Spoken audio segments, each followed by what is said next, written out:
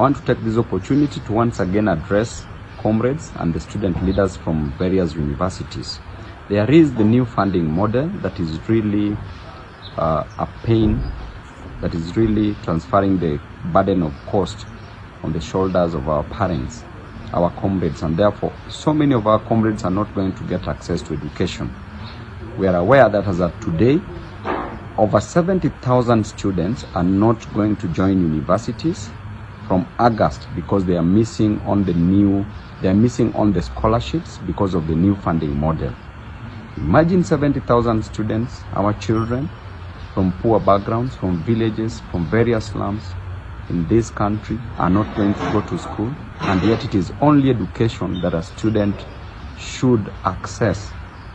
The only source of hope that a student has is education, which is the best and the most important tool for fighting poverty, and that tool is being denied to this student.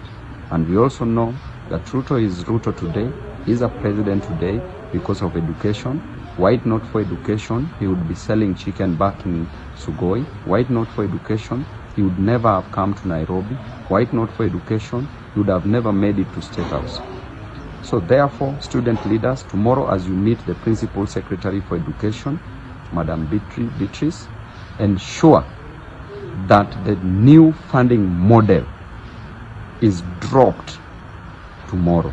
Ensure that you don't leave that hostel, that hall where you'll be holding your meeting at the Kenya School of Government. Ensure that tomorrow will be the day that the new funding model will never be heard of again.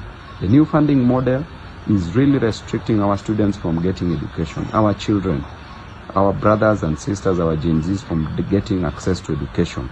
And therefore, Ruto must rescind his decision on the new funding model. We want the old funding model where the help is available for our comrades and they will pay later on.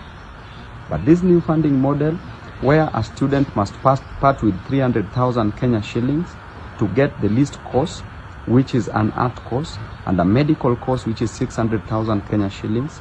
In 4 years, a parent must part with 1.2 million Kenya shillings. A parent who is selling boga, who is selling omena, who is riding a boda boda, who is going from Jengo, who has never seen 20,000 shillings at once, has never held 20,000 shillings at one in his or her hands.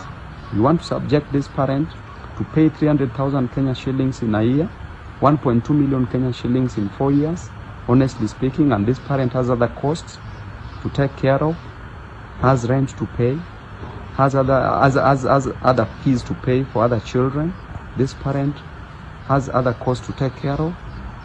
We cannot accept that. So tomorrow, comrades, student leaders, do not disappoint this nation. Do not disappoint your constituents who are your students. Tomorrow, fight this thing once and for all. Do not agree and don't limit it.